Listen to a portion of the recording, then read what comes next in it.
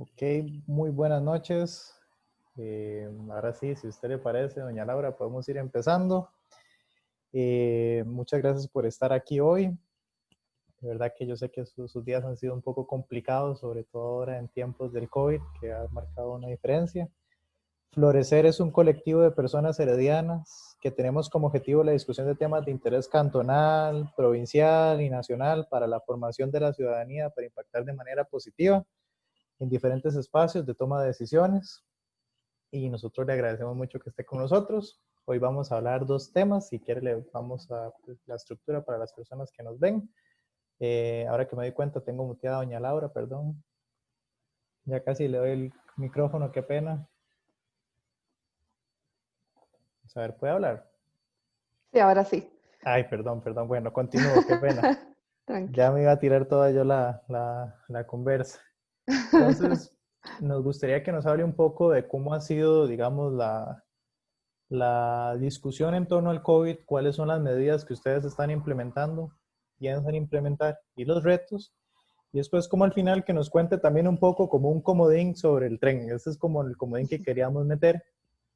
Eh, y digamos que usted también nos cuente como lo que usted considere también pertinente de esta discusión. Esperamos por ahí de las 7, es decir, de las 8:10, ir a abrir un espacio para preguntas, si usted nos permite. Y después de eso, pues yo creo que ya podríamos, que usted nos haga un cierre final, si le gustaría, y ya estaría el día de hoy. Más bien, muchas gracias por acompañarnos. Todo suyo, la cámara. Muchísimas gracias, de verdad, y muy buenas noches. Mi nombre es Laura Guido y de verdad que les agradezco mucho este espacio, que además veo que es principalmente de gente joven, algo que yo de verdad celebro. Yo tengo, estoy en eso que llaman la juventud ya madura, ya cerca de los 35. Yo tengo 34 años. Para contarles un poquito de mí, darles un poquito de contexto, soy licenciada en Ciencias Políticas y soy flautista por etapa básica de música. Tengo mucha afinidad con los temas económicos y particularmente con la economía naranja, que es un eje sobre el cual me encantaría luego conversar con ustedes en algunas líneas de trabajo que estamos llevando con esos temas. Y pues he participado en la Comisión de Asuntos Hacendarios durante 2 años y ahora inicio el tercero. Y por lo tanto, pues hemos estado muy de cerca de los temas económicos, fiscales, hacendarios, tributarios, que se han atendido desde ese espacio de la Asamblea Legislativa. Igual también estoy en otras comisiones como Ciencia y Tecnología, presido la Comisión de Consultas de Constitucionalidad y también pues decir que como diputada oficialista, que además he entendido o me he entendido mucho desde ese lugar, desde la posibilidad de construir con el Ejecutivo, pues llevamos una articulación muy fuerte con el gobierno, en los temas económicos y fiscales. Y por ello, pues muchas de las cosas que vamos a conversar hoy se traslapan esas dos facetas, digamos, la parte del trabajo legislativo y algunas acciones del Ejecutivo que a mí me parece importante como poner en contexto y que abramos un poco la conversación sobre ello. Entonces, si usted me dice, don Ariel, yo traje una presentación, entonces no sé si te parece que la proyecte. Por supuesto. Muy bien, Imagínese si vamos no a la ver. dejara, cómo se quedaría la gente. Pero dice que tiene que habilitarme usted acá porque, Vamos a ver. ajá, Vamos a ver cómo hago para habilitarla. dice que el anfitrión inhabilitó la función de compartir las pantallas de otros participantes. Vamos a ver. La opción es que todos los participantes o solo yo. Bueno, voy a abrirlo para usted, doña Laura. Muchas gracias. Dígame si puede. Ya ahora sí. Ok, entonces vamos a ver.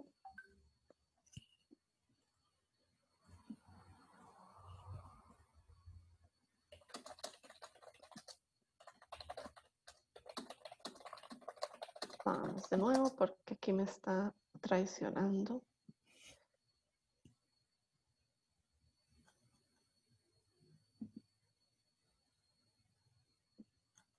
Mientras tanto, aprovecho para decirle a todas las personas que se vienen uniendo que muchas gracias por conectarse. Como por ahí a las 8:10 vamos a abrir un espacio de preguntas para que puedan, digamos, sea una parte más participativa. Por el momento, estamos esperando a que doña Laura nos presente lo que ella nos trae.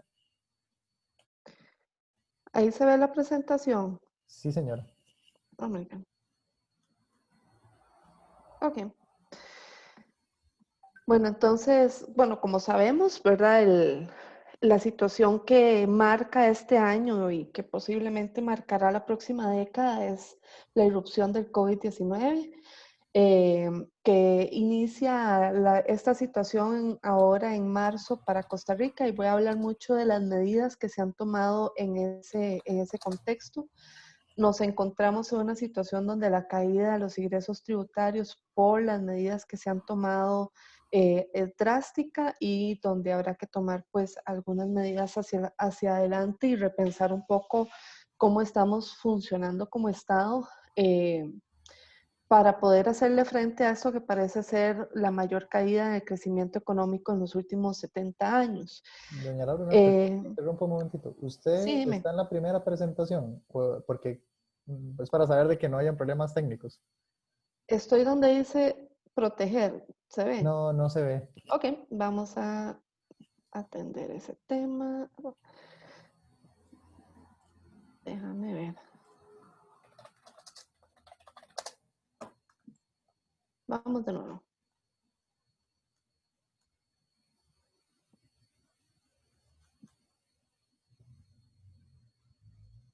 ¿Ahora? Sí, señora. Ok, Quiero su mouse. ok, muy bien. Este, bien, bueno, contarles que, vamos acá. Contarles, a ver, cuando dentro de las condiciones que nos enfrentamos es una situación sin precedentes a nivel mundial, donde la tónica es la incertidumbre. Cada día es más incierto respecto a cuánto se va a prolongar la situación. Desde el inicio nosotros pues teníamos algunas expectativas de cómo podría estarse comportando el tema, pero francamente un gran desconocimiento de cuáles podían ser las dimensiones que iba a alcanzar, porque teníamos los primeros contagios o las primeras advertencias aquí en el país. Teníamos los referentes ya internacionales de cómo se iba comportando la pandemia, pero poca claridad respecto a temas como cuánto tiempo va a durar, cuándo puede ser una fecha de reapertura de las actividades económicas, cuál va a ser la nueva normalidad, cuáles van a ser las dinámicas económicas mundiales, cómo va a afectar esto los intercambios comerciales, etcétera, ¿verdad? Y es una larga lista de etcéteras. La tónica en este contexto ha sido la incertidumbre. Y yo creo que es escuela para todas y para todos. Hay mucha gente muy capaz para la gestión en crisis. Sin embargo, se reconoce que esto, por lo particular de la situación, pues ha retado realmente a las legislaturas y a los ejecutivos de todo el mundo.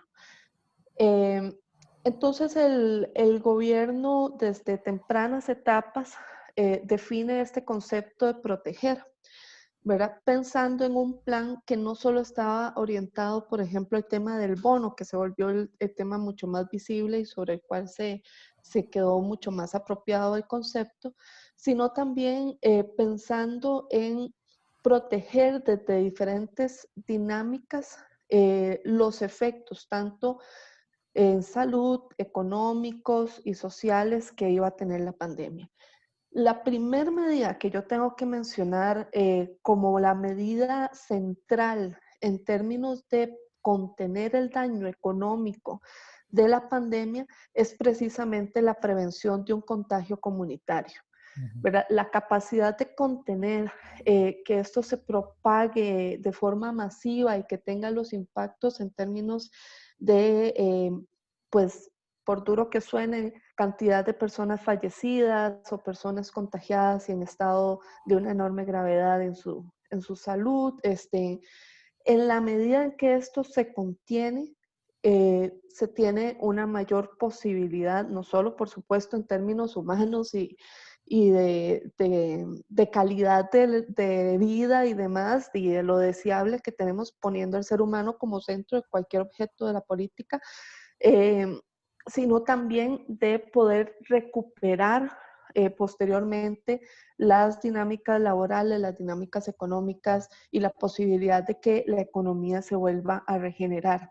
Y esto tiene un costo. Entonces, se toman todas las medidas que ya conocemos de distanciamiento social, que tuvo por consecuencia pues la paralización de la actividad turística, del sector de entretenimiento, cultura y artes, por lo menos en los espacios presenciales, restaurantes, manufactura, ¿verdad? Todas estas implicaciones que ya conocemos.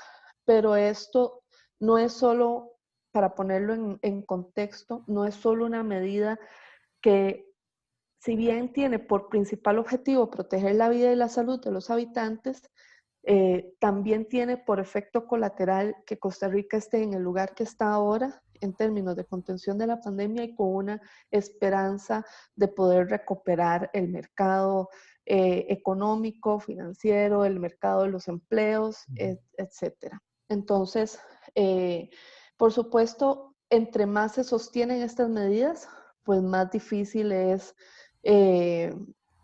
pues poderlas explicar y poderlas visibilizar, porque claro, en un contexto donde la crisis sanitaria no ha llegado en los extremos que se ha colocado, pues es fácil abrir el debate de si esto era o no era una buena idea, o si se fue muy drástico con las medidas, etcétera.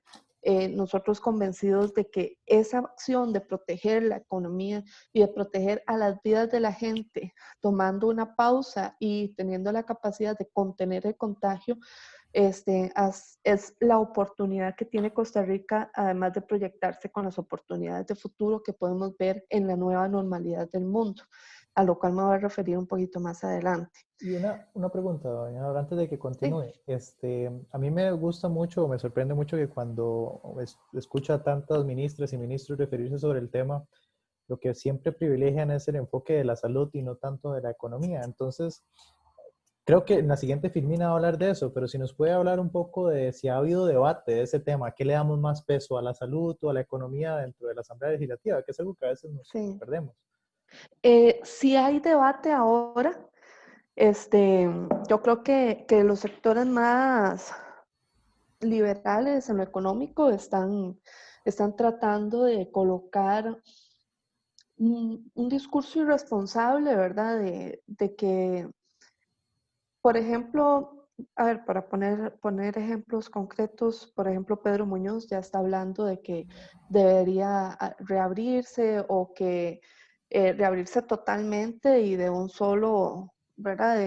No de la forma gradual como se viene haciendo, o dándole o ponderando, haciendo eco un poco de las mismas discusiones que se dan en contexto de Estados Unidos, por ejemplo, donde hay sectores económicos presionando con mucha fuerza que se retome la actividad económica e incluso poniendo en la palestra un debate como si fuese como una disyuntiva entre la gente se muere de COVID o se muere de hambre, ¿verdad? Que fue algo que dijo hoy Pablo Abarca en las noticias del 6. Yo francamente creo que Costa Rica puede hacer más que eso y puede sostener, sí, que es lo que voy a desarrollar a continuación, un poco cómo se pensó esa estrategia. Okay. Cómo poder tener un mercado que tenga la posibilidad de regenerarse a la medida de que esto vaya pasando, que fue precisamente las primeras medidas que se tomaron. Y entonces quisiera como entrar en eso. Porque las primeras medidas que se tomaron fueron pensando, ¿cómo hacemos para garantizar? A ver, las empresas estaban sin actividad económica, por ejemplo, las empresas turísticas o las del entretenimiento, sin actividad económica, sosteniendo planillas y ante la encrucijada de, ¿sigo pagando los salarios completos o tengo que sacar un montón de plata y pagar prestaciones y despedir a esta gente y cerrar el Chinamo para no volverlo a abrir nunca? Entonces eso fue de los primeros debates. Además estábamos cerca de los primeros, de las liquidaciones trimestrales de impuestos.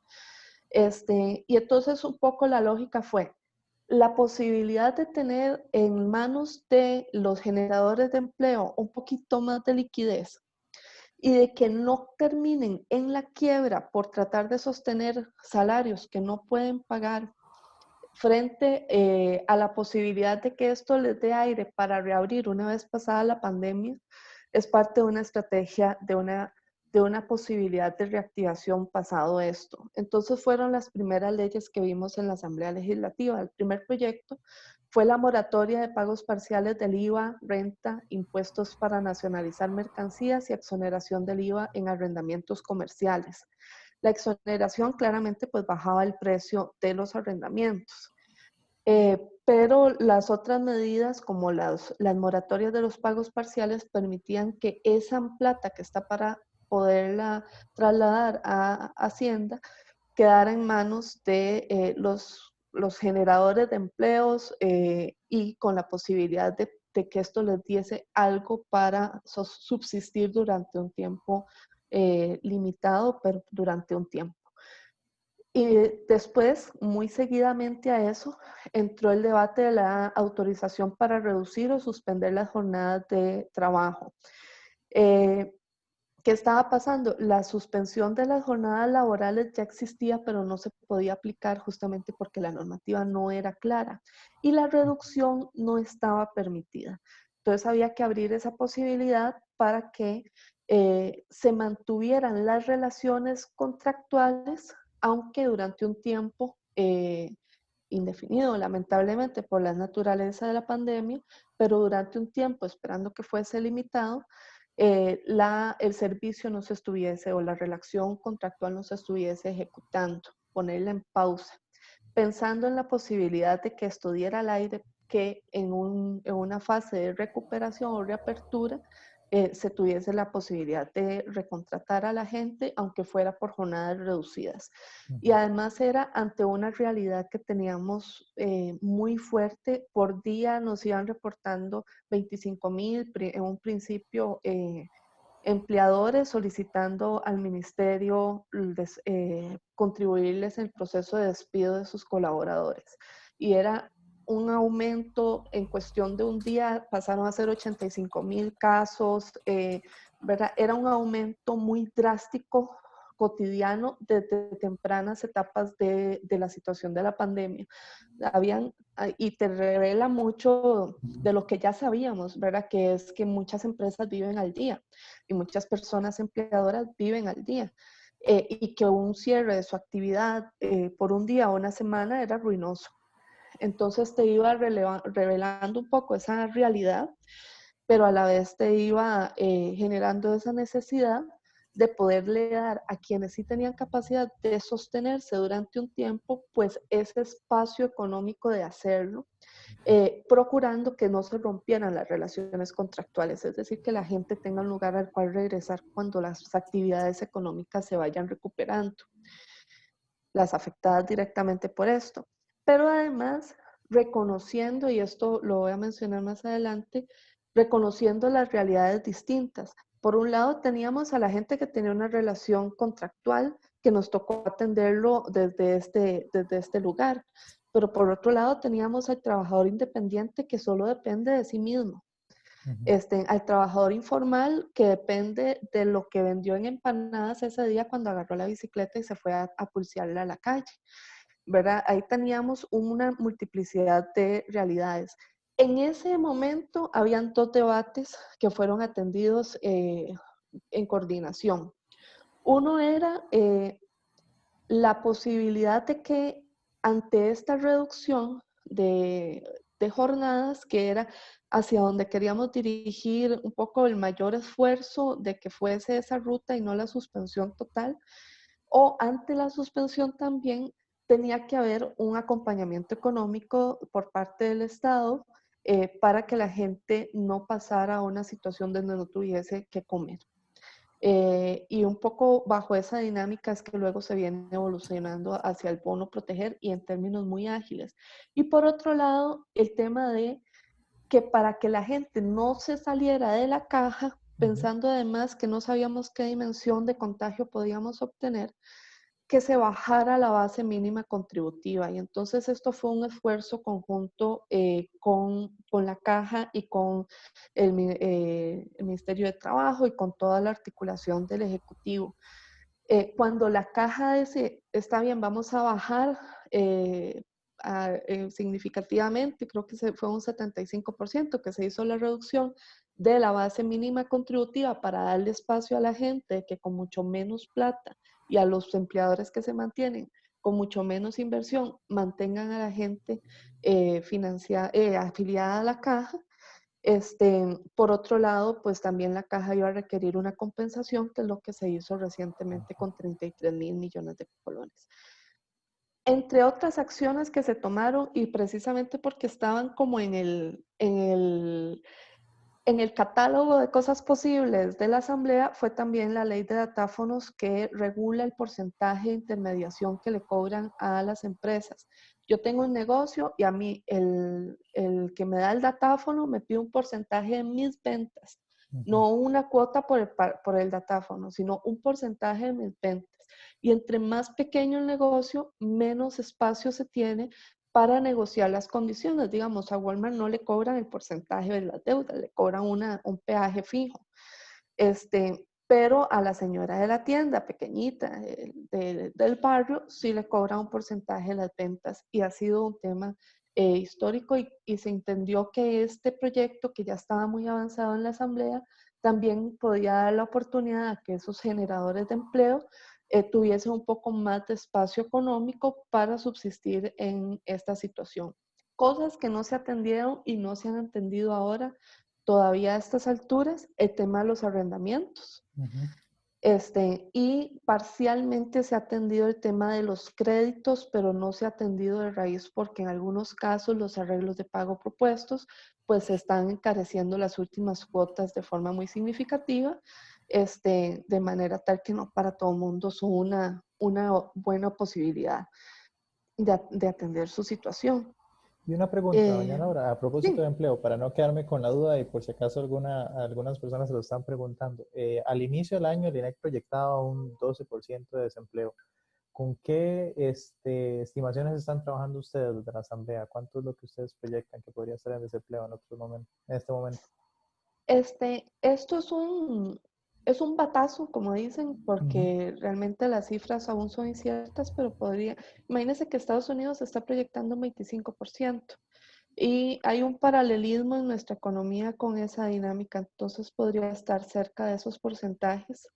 Sin embargo, yo creo que hay dos momentos para medir el desempleo. Una es en las etapas donde están los cierres que aún estamos transitando lentamente hacia la reapertura, y otra será ya la etapa de la apertura de la actividad económica. Parece que sigue siendo una cifra incierta, pero sí, por lo menos mínimo se duplicaría respecto a la que iniciamos el año y es un drama, es algo sumamente crítico.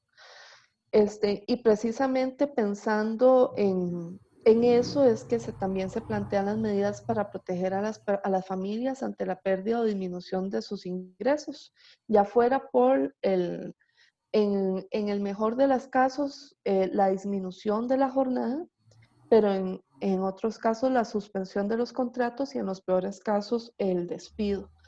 Este, y que es cuando se piensa pues el bono proteger propiamente, que además se construye en tiempo récord y yo creo que esto hay que reconocerlo. Se construye una plataforma, además desde que veníamos hablando del proyecto de suspensión de jornadas de trabajo, empezamos a conversar de la posibilidad del bono y ya el Ministerio de Trabajo traía junto a Limas esta propuesta bastante madura. Es decir, eso fue en cuestión de 8 días ya habían pensado un mecanismo de compensación para las familias que se vieran en esta situación. Pero además está pensado de manera tal que el bono proteger atiende incluso a la gente que estaba en la informalidad. Que además el requisito formal es la declaración jurada con las consecuencias de ley de no tener, cuando se falta la verdad, pero pensado principalmente en que esto no podía ser un trámite demasiado complejo y burocrático cuando estábamos ante una cantidad muy importante de costarricenses y de personas habitantes en el país que estaban perdiendo sus fuentes de ingreso, su posibilidad de alimentarse o de tener las necesidades más elementales cubiertas y que esa gente no se iba a sostener de un mes, por ejemplo. Que esto tenía que ser un tema de atención muy rápida. Entonces se va ideando esta dinámica del bono proteger, que como saben, pues está basado sobre una declaración jurada, que se puede comprobar después. Si por ejemplo yo dije que había suspensión de trabajo, pues la inspección laboral va a tener si el trámite se hizo o no se hizo, ¿verdad?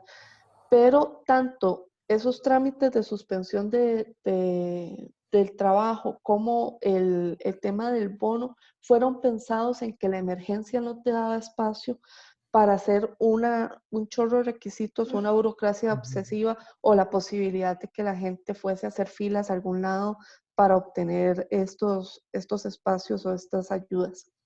Entonces, desde el 9 de abril, que ya se pone en público la plataforma del bono proteger, y se crea por decreto ejecutivo el bono el 17 de abril. En ese momento estábamos ya tramitando el presupuesto extraordinario que incorpora parte importante de los recursos. Se empieza a atender a la gente con fondos que ya tenía la Comisión Nacional de Emergencia y se aprueba además la Ley de Protección de las Personas Trabajadoras ante la emergencia del COVID, que es el proyecto de ley que también tiene que ver con los combustibles y el precio de los combustibles y que de ahí se toma un porcentaje, pero digamos de ahorro que se podía inyectar a unos 50.000 millones de colones al bono proteger.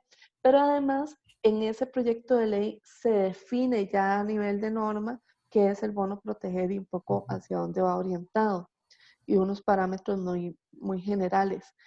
El 24 de abril se aprueba el presupuesto extraordinario, el cual se inyectan también recursos a esto y se van iniciando los pagos por parte del Ministerio de Trabajo y Seguridad Social el 28 de abril. Es decir, en menos de 20 días se resolvió. Esto era como montar una planilla nueva, además por una cantidad muy alta de personas.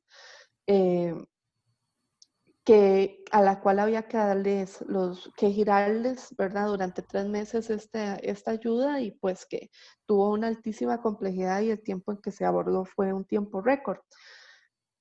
Sí, sí, claro, a mí me llama mucho la atención que en los medios de comunicación también hablen de que ha sido muy lento, pero nadie estimó el COVID y más bien, que dicha que usted lo menciona, o sea, en menos de un mes se logró articular a tremendo montón de gente, más bien al Claro, final. imagínense, empezando por la Asamblea Legislativa, ¿verdad? Que no es nada fácil es como arriar a una manada de gatos en la sabana, decía mi papá.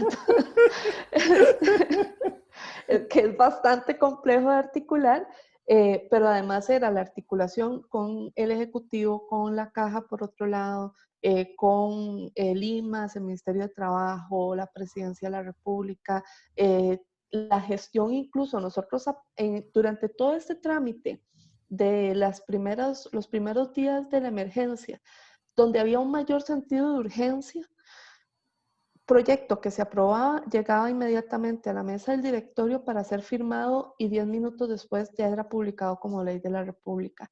Realmente para que eso fuera posible, por lo menos pasaba por 30 personas la articulación para que eso se hiciera solo en la asamblea. Digamos, solo el trabajo operativo de lograr eso. Entonces sí es un tema de respuesta rápida. Ahora, para una persona que está pasando hambre o que está pasando necesidad porque de ayer a hoy ganaba y ya no gana, cada día es una eternidad y eso yo lo comprendo absolutamente y por supuesto que hay una mayor presión de ser muy ágiles, muy, muy rápidos con todas las acciones que se tomen, principalmente aquellas que están dirigidas a atender la necesidad primaria de la Ujú. gente. Y bueno, ya para el 8 y el 12 de mayo se empiezan a hacer los pagos de limas. Además, decir, los primeros pagos que se hacen con o se, a ver, se establece la prioridad de los primeros casos con criterios de vulnerabilidad. Principalmente hogares sostenidos por mujeres, por ejemplo, donde mediaba una incapacidad, perdón, una discapacidad o habían personas adultas mayores, ¿verdad? Todas estas variables que podían tener un agravante a una situación que ya para todo el mundo era bastante crítica, esto te daba una posibilidad de ponderar a quienes atender con los primeros recursos disponibles. Ujú. Otra cosa importante y que me parece un hito es el tema de la bancarización.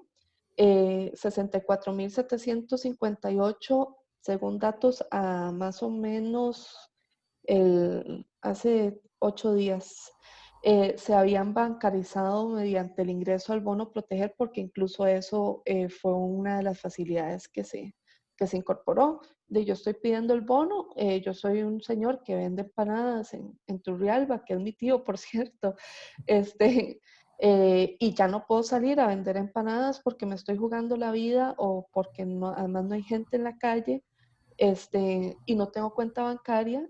Bueno, ¿cómo hacemos esta gestión? Y se incorporó gracias a la colaboración de la banca pública y privada en esta materia, particularmente la pública también. 64.758 personas entonces entran al sistema bancario con la posibilidad de tener una cuenta a su nombre. Este dato yo se los quería mostrar, este es el comportamiento. Yo sé que el gráfico no permite verlo con mucha claridad, pero es el comportamiento de las solicitudes recibidas del bono. Y podemos ver que, por supuesto, en el momento en que se habilitó el bono fue un huevazo, ¿verdad? Por Ujú. decirlo en buen francés. Pero que además hay una dinámica creciente, es decir, al principio hubo una saturación del sistema, incluso aunque estaba estimado para recibir a muchísima gente, y sabemos que a partir del anuncio se metió todo el mundo, incluyendo diputados, diputadas, miembros de la prensa, Ujú. gente que estaba viendo la noticia en ese momento, y pues no, eso tuvo pues una afectación en la posibilidad de recibir las primeras solicitudes, pero todos los días se puede meter la solicitud y vemos cómo va creciendo sostenidamente esta solicitud. Los últimos días se ha mantenido con un crecimiento menos drástico, digamos, de los picos de las solicitudes recibidas, pero sí con un crecimiento sostenido que tiene que ver además con algunas actividades económicas que intentaron sostenerse y que no lo lograron. Un ejemplo muy puntual, la fábrica de bolas de béisbol en Turrialba, que está manteniéndose y manteniéndose a la expectativa de la reactivación económica, de la reactivación de la actividad del béisbol, y que a inicios de mayo pues determina que no puede sostener a toda la planilla y que va a tener que mandarlos para la casa, y entonces se inyectan sus 300 personas en un solo día a las solicitudes del bono, ¿verdad? Y eso ha sido un poco pues la dinámica que se viene recibiendo. Ahora, para el bono proteger, dime, sí. Voy a hacer un pequeño paréntesis para la gente que se está incorporando. Doña Laura es diputada de la República por la provincia de Cartago. Si habla mucho de Turrialba es porque ella es de ahí, le gusta mucho y le encanta y nunca pierde la oportunidad de decirlo. También doña Laura, en la crisis del COVID, fue parte de la Secretaría del Directorio. Entonces, por eso es que cuando ustedes hablan de estas cosas, porque estuvo ahí en el campo de batalla dándolo duro. Y nos cuenta también, digamos, yo creo que si quieren aprovechar para sus preguntas, doña Laura ha estado ya por 3 años, iniciando el tercero, en la Comisión de Hacendarios. Entonces, un poco el anuncio en el medio del programa para que puedan enterarse si se van asociando a la discusión. Continúe, Y perdón. bueno, después, claro, tranqui, más bien bienvenidas y bienvenidos a los que se van incorporando.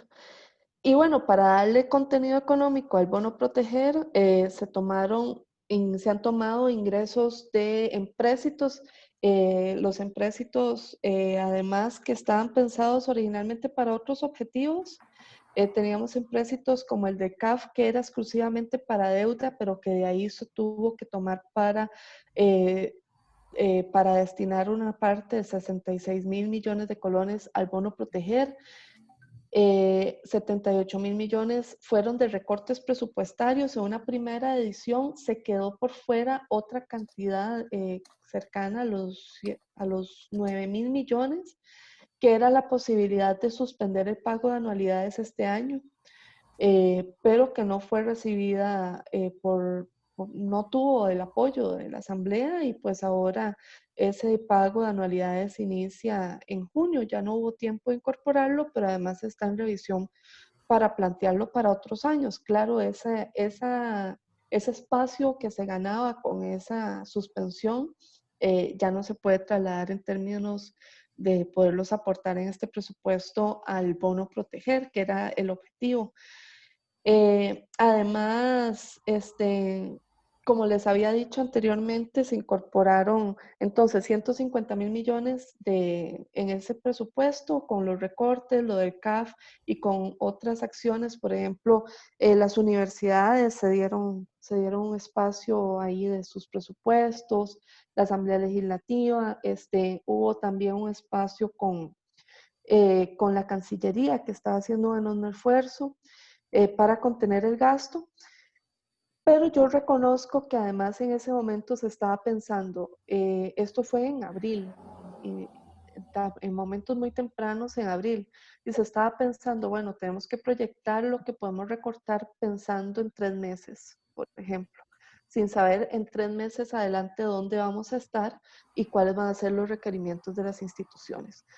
Viene un nuevo presupuesto extraordinario, esos son de las medidas que vienen más adelante, y en ese nuevo presupuesto extraordinario, pues yo espero una acción todavía más, eh, pues un poco más alta en términos numéricos, para aportar a esto. Sin embargo, yo sí les reconozco una cosa.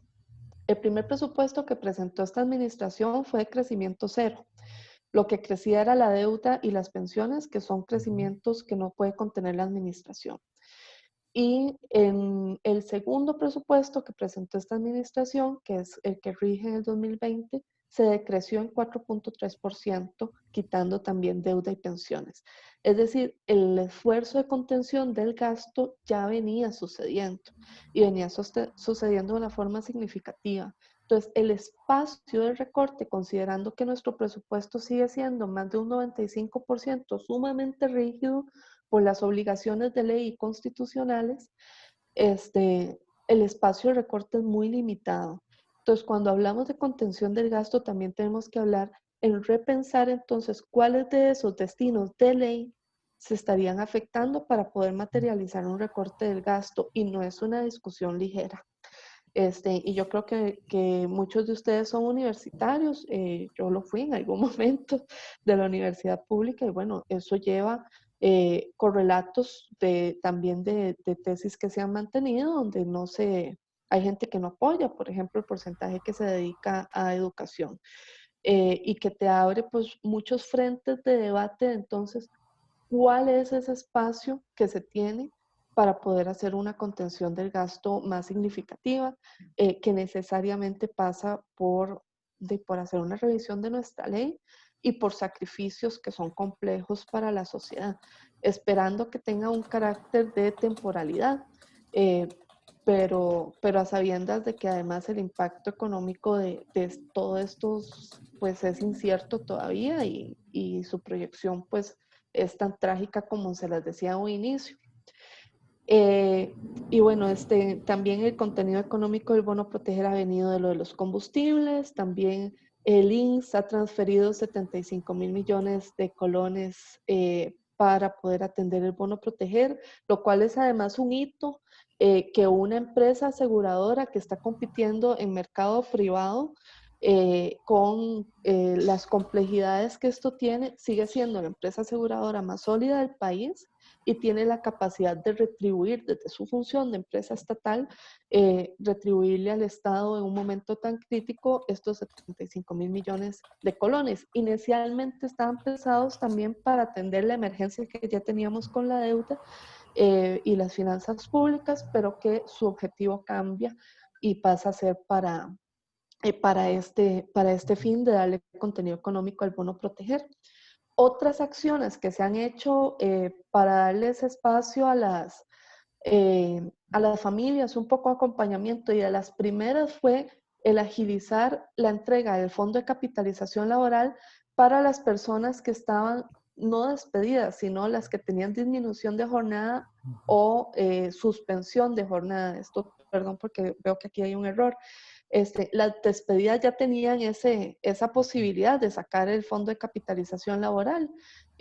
Si habían trabajado 4 años continuos, pues es equivalente a un salario. Pero si habían trabajado durante menos tiempo, pues el monto iba a ser menor. Pero las personas por suspensión de contrato o por disminución de jornada no tenían esa posibilidad. Entonces esto fue una reinterpretación de la norma y de los objetivos del Fondo de Capitalización Laboral que al final están pensados en la protección de la persona trabajadora al terminar su relación laboral. También se incorporaron 12.000 millones de colones que vienen del impuesto que se le puso a las pensiones de lujo, al régimen no contributivo de la caja, esto como una acción además directa a las personas en mayor pobreza de este país, que son personas adultas mayores o con alguna situación de discapacidad que les ha sacado del mercado laboral y que no tenían las condiciones para optar por una pensión de la caja por no haber sido contribuyentes. Igualmente, yo creo que es de destacar los esfuerzos que ha hecho el Ministerio de Educación Pública y la Comisión, el Consejo Nacional de la Producción, por un lado, para mantener la alimentación de estudiantes en el curso lectivo, más allá incluso de los que normalmente recibían el beneficio de alimentación, y por otro, para mantener el curso lectivo por medios virtuales, a pesar de las limitaciones que hay en muchas zonas de este país y con un esfuerzo titánico para que esta no sea una generación perdida.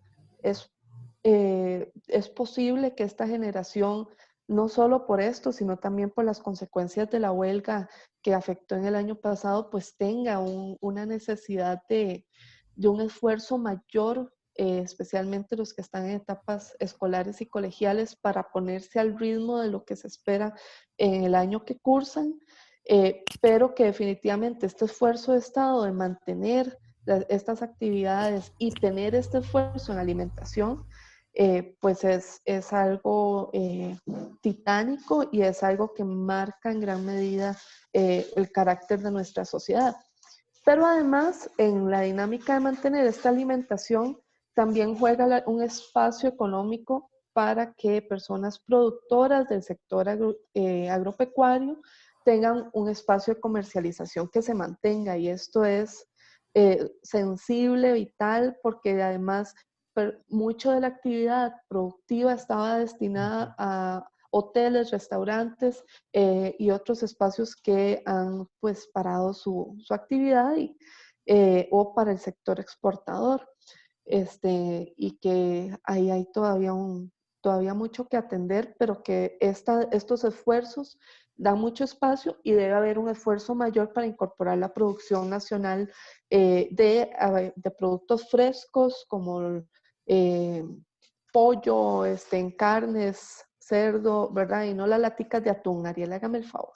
Justo, perdón que le interrumpa, es que justo antier estuvimos para las personas que no saben, yo soy asesor de la ministra de Educación, justo antier, perdón, tuvimos una reunión con los productores de pollo, cerdo y res para ya en el cuarto protocolo incorporar más esas Sí, cuestiones que usted nos me, dice. me enteré, me enteré y además trabajando más de cerca con las posibilidades que tiene cada centro educativo, ¿no? Algunos sí tienen la capacidad de tener en refrigeración por un tiempo los productos y eso le da un espacio de mercado importantísimo para que esta gente pues no quiebre. ¿verdad? Ahora, aquí tenemos un correlato que es la emergencia que ya teníamos antes del COVID, que es el tema de las críticas, la crítica situación de las finanzas públicas del país. Pero además, con el mayor riesgo que tendría que Costa Rica caiga en una situación de default, por ejemplo, o una situación de insolvencia económica mucho más gravosa en un contexto como este. Por ejemplo, Costa Rica decidiendo un recorte drástico de su institucionalidad y que pasa por una discusión de dónde usted quita eso, que lo va a quitar de COMEX de cara a la posibilidad del sector exportador, o lo va a quitar del MAC, o lo va a quitar de cultura, cuando tenemos además ahí a cerca del 2.2% del Producto Interno Bruto en actividad económica. ¿Verdad? Abre un debate sumamente complejo y nos obliga a ver cuáles son todas esas herramientas que podemos tomar para atender la salud de las finanzas públicas dentro de lo posible en un contexto así de complejo como el que tenemos ahora. Y aquí uno de los temas que han estado en uno de los temas sensibles ha sido mejorar el perfil de la deuda del país.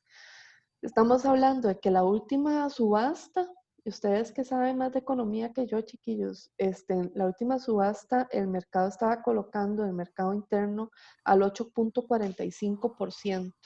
Esas son tasas vergonzosamente altas. Es obsceno, como dijo doña Rocío Aguilar antes de dejar el puesto, y yo creo que son el mejor, además porque me recuerda a un autor que es Herbert Marcuse, que define la obscenidad de una forma pues muy, muy bonita, se los recomiendo de leer.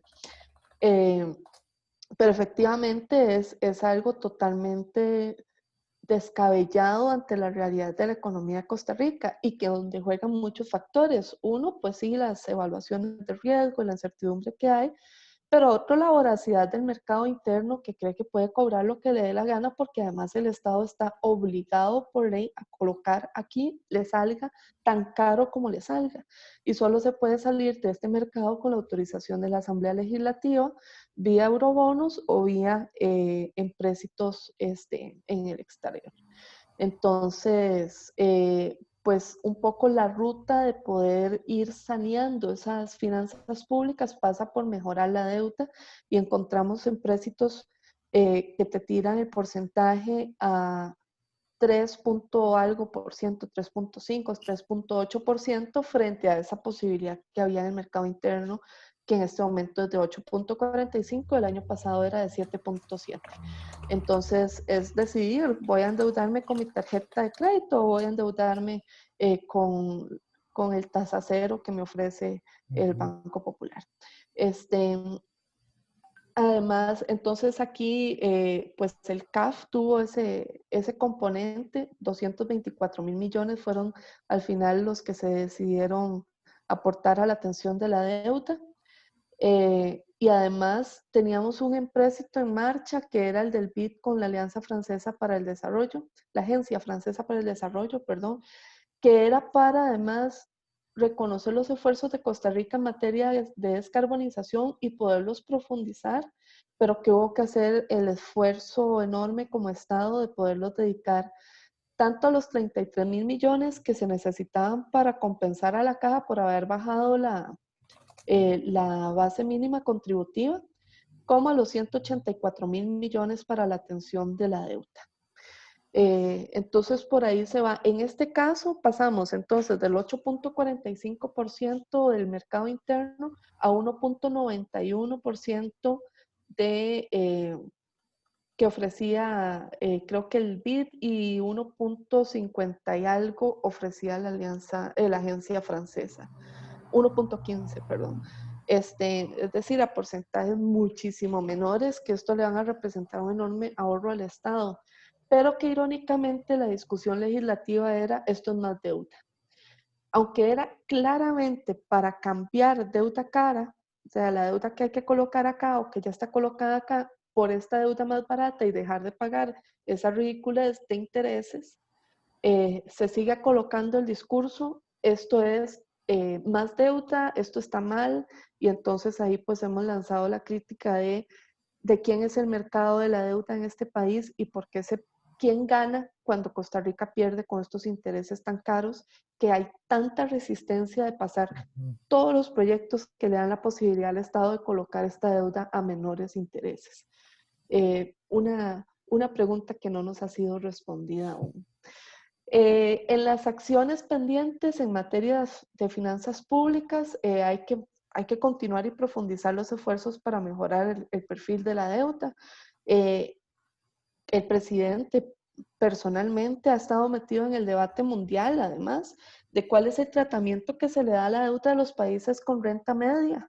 Ya el Fondo Monetario Internacional se pronunció sobre el tratamiento que le van a dar a los países en pobreza y en pobreza extrema. Pero, y sí, se habla de préstamos en tasa cero, ¿verdad? O en condiciones sumamente favorables para poder retomar su economía. Pero los países que hemos transitado lentamente, pero con firmeza hasta este lugar que estamos de la renta media, terminamos siendo castigados por nuestro propio éxito, tanto porque la cooperación no sigue siendo tan generosa como que este tratamiento de los empréstitos de rescate financiero tampoco lo son. Y que en el concierto de las naciones, pues Costa Rica haya ido entrando o se ha colocado en justamente este debate, cómo vamos a tratar a las economías de renta media sin condenarlas por su propio éxito, poniéndoles pues condiciones no tan favorables como las que se le dan a los países de menores rentas. Y eso es algo, pues para mí, también un hito de nuestro posicionamiento en el exterior, junto a los esfuerzos que se están haciendo en materia del reposorio de conocimiento sobre la vacuna del COVID o sobre las investigaciones relacionadas a esta pandemia. Otro tema fundamental es todas las herramientas para luchar contra la evasión fiscal, particularmente y central es la posibilidad, sí, de invertir, sí, en un empréstito, sí, a condiciones muy favorables, sí, ese caso sí sería más deuda, pero con la posible compensación de cerrar o disminuir muy significativamente la evasión fiscal, porque aquí en Costa Rica los sistemas de registro de la riqueza no se hablan entre ellos y entonces Hacienda no accede directamente a todos los registros, por ejemplo, el registro de la propiedad. Hay una desconexión absurda que por un lado es un martirio para el contribuyente honesto que quiere hacer las cosas bien y por otro lado un aliado extraordinario para la persona que está en la evasión, pues a propósito. Y pues hay entre las acciones pendientes en finanzas públicas, pues el tema de cómo hacer un proceso de reactivación económica, un marco de nueva normalidad y todavía partiendo pues de la incertidumbre de por cuánto tiempo se tendrán que mantener las medidas de distanciamiento físico que impiden tener los aforos completos en los centros de actividad económica, ¿verdad? Por poner solo un ejemplo, pero que tiene pues que todavía no se despeja la X de qué es nueva normalidad y de qué son las condiciones esperables en el transcurso del tiempo para las actividades económicas y que más bien esto es como un laboratorio de prueba y error que lleva adelante otros países del mundo que ya han retomado su actividad económica, pero que están teniendo por otro lado una dinámica de la pandemia pues que se les va agravando, ¿verdad? Entonces, en este espejo mundial, un poco como referencia de lo que nosotros también podemos hacer, nosotros vamos algunos días atrás en términos de la llegada de la enfermedad, pero que sigue siendo ahí complejo. Algunas cosas pues se han avanzado. Ya ustedes Doña Laura, saben que sí, ¿la puedo interrumpir? claro. Tenemos algunas preguntas. Ujú. Entonces, para decirle a las personas que a las 8:15 vamos a abrir el espacio ya más abierto. Tenemos a Jean-Paul Bullán, que nos hizo una pregunta, que sería el primero en la lista. En el chat, que ustedes lo pueden ver, pueden irse anotando en el orden. Y yo quería aprovechar un poquito porque hay otro tema que me gustaría hablarle, que es del tren, porque usted acaba de hablar de qué sigue, vivir en la normalidad. Vivir en la Ujú. normalidad también implica, ya que nos está hablando de eso, que viene en en el sector de sectores económicos, qué es lo que viene planteando que ya estamos entrando a junio, Ujú. y aprovechar el tren, porque también el tren de cierta manera es empezar a proyectar ese nuevo espacio, ese nuevo, eh, esa nueva Costa Rica también. Entonces, si nos puede contar un poco en ese que sigue y a las 8:15 abrimos para si a usted le parece. Sí, voy a brincarme acá como algunas acciones de lo que se ha hecho. Vamos a ver.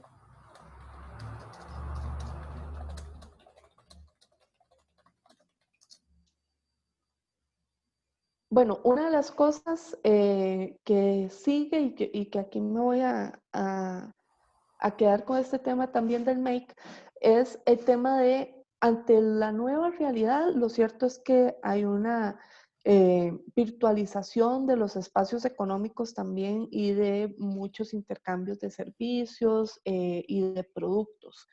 Y ante esa nueva virtualización juegan un gran papel, por ejemplo, correos, que se ha vuelto pues un método muy eficiente. También las plataformas como Globo, Uber, para poder mover mercancías, y también esa necesidad de poder ir cerrando brecha. Por un lado, el sector agro está haciendo su esfuerzo precisamente en esa materia, ir cerrando brecha tecnológica para que las personas productoras se puedan conectar con esta nueva realidad virtual y este nuevo espacio de comercialización, como también lo viene haciendo el Make para tener espacios de, por ejemplo, donde yo puedo ingresar a comprar sabiendo que estoy comprándole a una pyme. Todo esto da un espacio, es un ejemplo, pero creo que hay una riqueza de oportunidades y un potencial enorme de ese espacio como un espacio que va a ser preponderante en esa nueva normalidad. Por parte propiamente del Estado, de cuáles son sus apuestas, está el tema de continuar precisamente con su cartera de inversión. Eh, por ahí tenía el dato, pero es cerca bueno, ahorita lo recupero, pero mantener esas carteras de inversión te permiten la generación de empleo, el circulante de capital en territorio y poder tener además pues un enfoque en este caso pues muy cercano o muy keynesiano, digamos, que ha sido de las tesis que se han conservado. Solo el hecho de mantener esta apuesta por estas obras de infraestructura es una apuesta clara de poder tener una generación de empleo en los territorios y que tiene como por consecuencia ese circulante de capitales. Vienen pues también más apuestas en poder tener la recuperación del el tema de la deuda que les había mencionado. 900.000 millones se han puesto a disposición en materia de créditos con tasas preferenciales, pensando en el refinanciamiento de inversiones. Se está trabajando una negociación fuerte del ICT con el BID para también tener un acceso al crédito especial para el sector turismo con condiciones sumamente favorables y tener un empréstito destinado explícitamente para esa posibilidad. El portafolio de inversión pública que les decía es de 3.1 billones de colones. Esto es plata que se va a poner a circular y en algunos casos en etapas mucho más avanzadas de proceso constructivo. La recuperación también pasa por este impulso de las plataformas que le decían la nueva realidad muy mediada por la virtualización. 4.000 millones en promoción de alta tecnología en el sector agrícola que baja los costos de la producción y que a la vez permiten conectar con más oportunidades en donde medie menos la intermediación en la posibilidad de colocar producto. También tema de la promoción de Costa Rica y las campañas que se están dirigiendo como un destino turístico post pandemia, por un lado turístico, por otro lado atrayendo la posibilidad de personas pensionadas de venir a vivir su retiro en el país. El proceso de agilización de 104 trámites y los esfuerzos con Costa Rica fluye, la modernización del INAH como una posibilidad de una institución que atienda con mucha mayor celeridad ante los cambios vertiginosos que establece la cuarta revolución industrial, pero además con una mayor inmediatez de adaptarse a las demandas del mercado laboral y no con las inflexibilidades que tiene hoy en día. Hay un debate importante aún no resuelto con el tema de los horarios laborales, que es lo que llaman la flexibilización de las jornadas y tener la posibilidad de una jornada acumulativa con más días de descanso. Además, pues la discusión del cáñamo, yo por mi parte estoy de acuerdo también con la cannabis para fines medicinales y francamente también para entretenimiento, pero no está en discusión en este momento. La atracción de personas extranjeras que les mencioné y el Hub de Bienestar y Ciencias de la Vida. El tren, no, Ariel, ¿a usted qué le interesa? Vamos a ver, el tren sí es una apuesta a futuro. Yo creo que es importante decirlo en términos de que esto es algo que no va a haber esta administración, lo va a haber posiblemente la siguiente y en el peor de los casos, pues una todavía más allá. Pero es de esos proyectos que se convierten en una oportunidad de futuro y de repensar no solo un modelo de transporte, sino también un modelo de ciudades que sean mucho más accesibles, que tengan un enfoque también en la calidad de vida. Se estima que una persona gasta en su movilidad por la situación caótica de nuestro país hasta 3 millones de colones anuales por las ineficiencias en la movilidad que tenemos hoy en día. Esto pues decir que es financiado por el BID tendrá aportes privados de la concesionaria y que tiene un ejercicio de subvención del Estado. Tiene el potencial de generar 1.200 empleos en la fase constructiva y para la fase operativa 1.470. Estaría conectando, tengo entendido que son 18 cantones, son 46 estaciones a lo largo de 84 kilómetros. Está pensado además desde la intermodalidad, la posibilidad de tener una conexión más allá de dónde está colocada la estación, sino también pues un recorrido para los poblados más cercanos por bicicleta y para los más lejanos pues por las estaciones del bus. Y pues inicia con el préstamo del BCIE con 550 millones de dólares en un préstamo muy favorable a 25 años plazo, con 5 años para empezar a pagar y con una contraparte privada por cerca de los 1.000 millones de dólares. Sobre el tren, además mencionar que en estos días inicia su trámite legislativo. El expediente está iniciando las audiencias. El martes va a ser la primera y creo que ahí tendrá amplia exposición todos los elementos, particularmente uno que ha sido muy importante en el debate es el tema de los estudios de viabilidad financiera sustentados además con elementos aportados por el Banco Central en las proyecciones macroeconómicas que tiene el banco, incluso en este contexto. Pero además mencionar que es la posibilidad de tener un proyecto que nos permita proyectarnos como una sociedad de futuro, como una sociedad que apuesta por un modelo de movilidad que sea muchísimo más amigable. Y yo que fui usuaria del tren durante muchos años y un tren bastante ineficiente además, puedo dar cuenta de que la posibilidad incluso con ese tren ineficiente fue transformadora para la calidad de vida. Ahora con uno realmente con todas las condiciones esperables en este contexto, pues es una enorme oportunidad para poder vivir en una sociedad y una ciudad que tenga por centro a las personas, que es precisamente uno de los objetivos centrales con los cuales nos hemos fijado el desarrollo del país. Entonces, nada más para cerrar y después hacer las preguntas, decirles que sí son tiempos inéditos, son tiempos donde se vive una enorme incertidumbre, pero que además ha habido un enorme apego a la posibilidad de legislar y de trabajar articuladamente, bajando un poquito lo que se puede de las banderas partidarias y pensando en cuáles son esas medidas que nos pueden permitir una recuperación pronta y en las mejores condiciones posibles.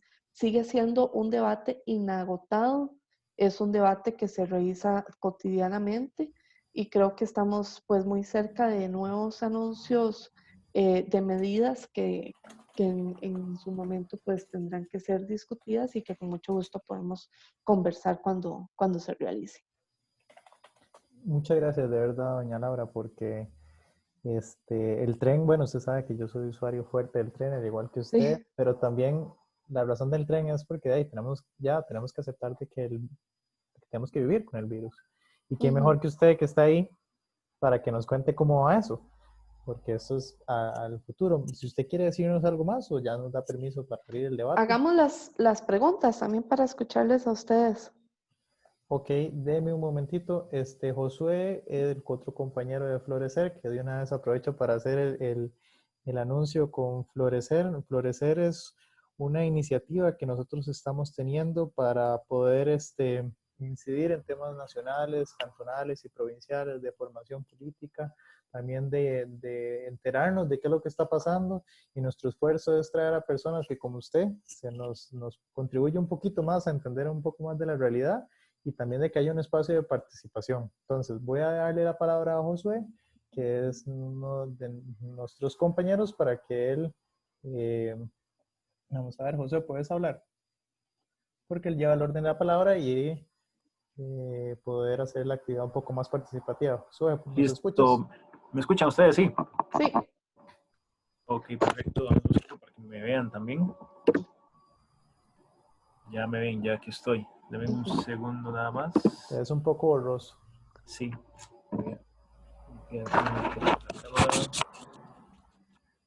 Listo. Aquí estoy.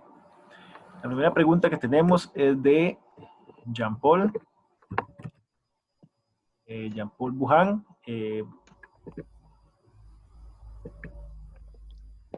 A ver.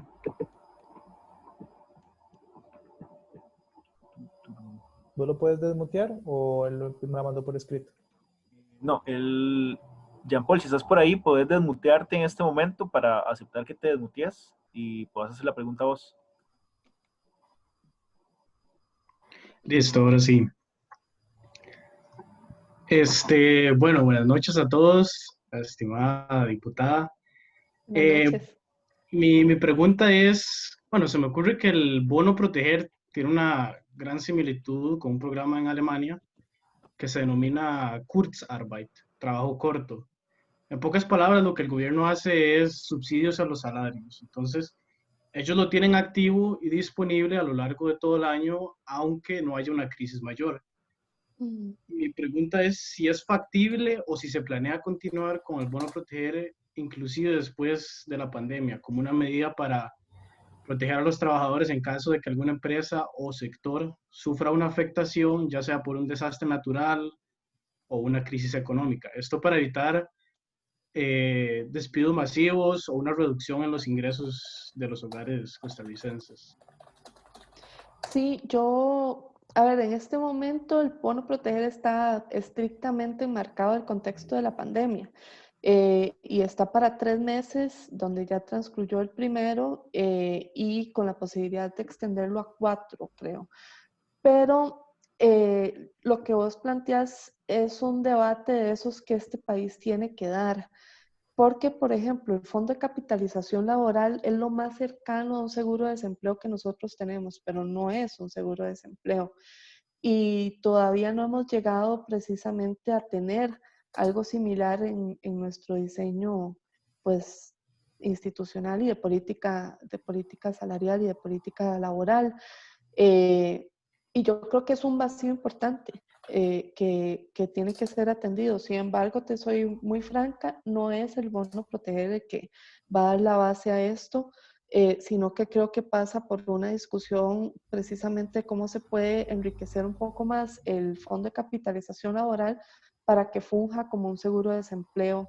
Lo he visto un poco desde ahí también, influida un poco por algunas posiciones que tenía el ex superintendente de pensiones, don Álvaro Ramos, que me parece además una persona muy interesante para que conversen y se los recomiendo mucho, precisamente porque tiene muy claro este tema de la necesidad de un seguro de desempleo real para nuestro país y que donde están esbozados los primeros pilares o objetivos similares que podrían conectar con esa necesidad es en la Ley de Protección del Trabajador y particularmente en la definición del Fondo de Capitalización Laboral. Josué, si vos crees, hay más Gracias. muchas gracias, don Jean Paul, por la pregunta. Josué, vos tenés a más personas en la lista, ¿verdad? Ah, ya Dice que veo, está muteado. perdón. Todavía tenemos mucho que aprender con las charlas Zoom. Vamos a ver, por acá tenemos la siguiente pregunta que nos habían pedido que leyéramos. Vamos a ver. Que es de Leo Obando, que nos pidió que la leyéramos. Y es la siguiente pregunta para doña Laura.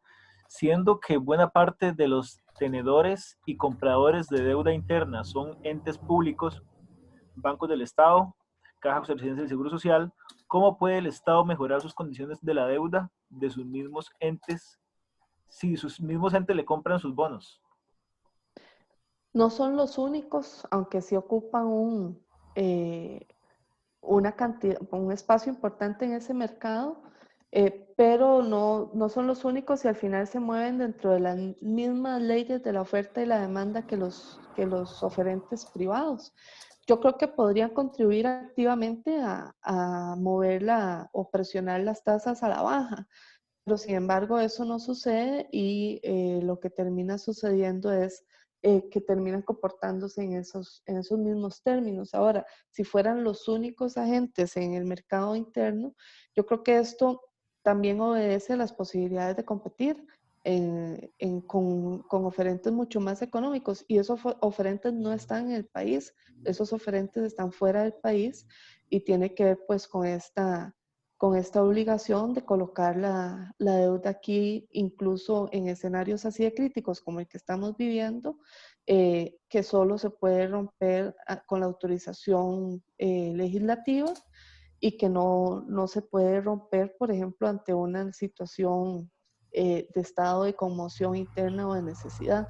Ese amarre pues cierra el mercado y aunque sean agentes pues de la institucionalidad pública, siguen operando pues con las mismas dinámicas de lo privado porque al final su posibilidad, por ejemplo, pongo el caso de las operadoras de pensiones, algunas públicas, ¿verdad? Su posibilidad de obtener los mejores rendimientos para la salud de su institución o de su objetivo tutelado, que es al final para lo cual están trabajando, que pasa por obtener el mayor margen de ganancia posible en el mercado. Entonces yo no le puedo pedir al representante de las pensiones complementarias del Banco Popular, que es donde está la afiliación automática, que sea menos voraz cuando de su voracidad depende la riqueza de lo que él tutela, que es el bienestar y la robustez del régimen de pensiones complementarias, ¿verdad? Entonces, aunque puede haber algún espacio de acuerdo, es irreal, es irreal, pues pedirle a los actores, aunque sean públicos, que no actúen en el beneficio del bien que tutelan en lo inmediato.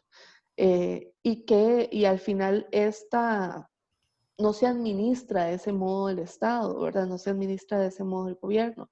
Lo que te puede mover a un espacio mucho más beneficioso, pues termina siendo la posibilidad de competir en un mercado que sí sea más competitivo y que no esté tan cerrado en un oligopolio como lo es el mercado de la deuda a lo interno. Son muy pocos agentes los que ahí participan. Okay, la siguiente persona en la lista es Edwin García. Edwin, si está por ahí, solicite el uso de la palabra. Ya le voy a dar campo a don Edwin. Solo voy a hacer una pausa técnica. Tengo en la lista a Andrés Gutiérrez, que nos hizo una pregunta por escrito, a doña Patricia, que aprovecho a saludar a la señora regidora del Cantón de Heredia, y a Esteban Araya y a don Jeremy. Listo, Edwin. Hola, ¿sí me escuchan? Sí. No sé si me veo por ahí. Sí. Buenas tardes. Felicitar a los coordinadores que realmente nos dan estos espacios de diálogo. Yo soy estudiante de la Universidad Nacional, pertenecía a la FEUNA y estudio Comercio y Negocios Internacionales. Hace poco se me dio la oportunidad de empezar a hacer mi práctica profesional supervisada desde el despacho del diputado Erwin Macís. Entonces creo que pude vivir ese antes y después del COVID. Y yo quiero realizarle varias preguntas, diputada. Espero hacerla así rápido para darle oportunidad a las demás personas. Quiero andar primero en decirles que yo soy oriundo del cantón de Río Cuarto, un lugar incógnito de este país, lejísimo de acá. Y una de las reflexiones que yo he hecho últimamente es que específicamente en estas zonas periféricas había bastante desempleo. Y actualmente se viene lo del COVID, comienzan las empresas a despedir a un montón de personas, pero ¿qué estamos haciendo con estas personas que están desempleadas y que ahora están con lo del COVID? Por ahí un profesor nos decía, las familias necesitan comer y tienen dos vías para comer. Uno, con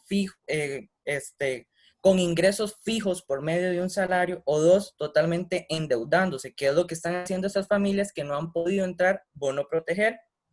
Pero no quiero solamente quedarme ahí, quiero analizar la situación de una manera general. Por ejemplo, ustedes desde la Asamblea Legislativa encuentran el primer caso de COVID en el país, dicen, bueno, ahora sí nos vamos a poner a trabajar bajo presión.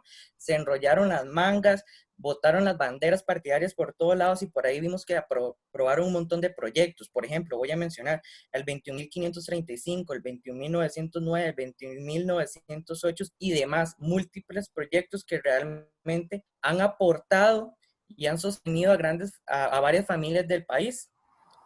Incluso a las empresas, porque no solamente está el plan Proteger, sino está para ayudar a las pequeñas y medianas empresas. Pero entonces, en el tema principal que yo quiero ahondar es en el siguiente, con la situación del déficit fiscal de este país. Por ejemplo, yo tengo este empréstito acá, que no sé si lo ven por ahí, que tuve que estudiar una gran parte de este proyecto, y lo que yo quiero preguntarle es, ¿cuántos empréstitos necesitamos para que realmente haya una estabilidad financiera en este país? Porque por ahí se escucha que hay más empréstitos en la corriente legislativa. O sea, ¿cuántos más necesitamos? Porque no estamos endeudando los salarios de los diputados, no estamos endeudando los salarios del Poder Ejecutivo, estamos endeudando al país. Y usted dice, claro, y concuerdo con usted, hay que cambiar deuda cara por deuda barata. Pero ¿cuántos empréstitos necesitamos más para cambiar esa deuda cara por deuda barata? Muchas gracias, Edwin. Démosle, doña Laura. Ok, sí, señor, dame un momentico para ver aquí unos numeritos.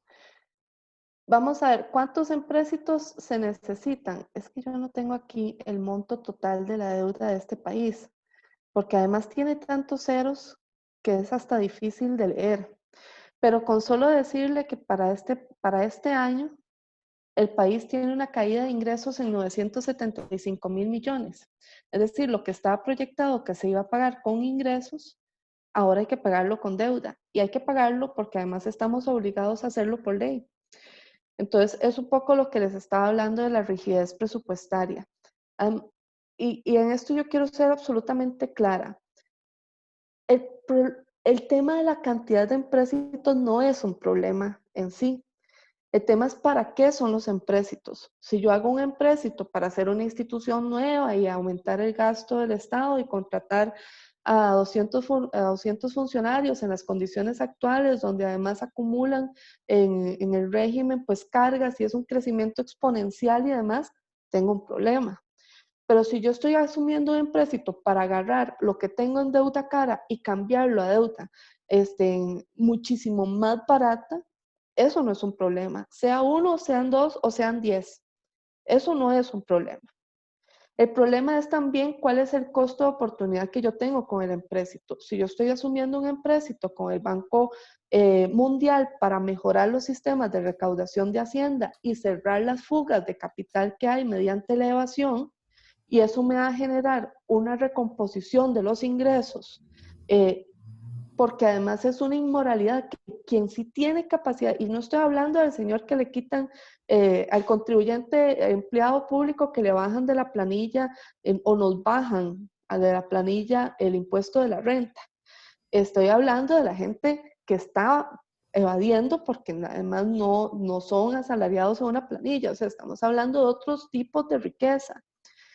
Que una persona esté generando cantidades importantes de riqueza y esté evadiendo al fisco y que incluso esta situación siga haciéndose más rico y más rico, evadiendo al fisco, es una inmoralidad porque es el acto menos solidario y más deshonesto que usted puede cometer ante una sociedad que además cada vez es más desigual y tiene mayor cantidad de personas en una situación de desempleo, de pobreza, etcétera.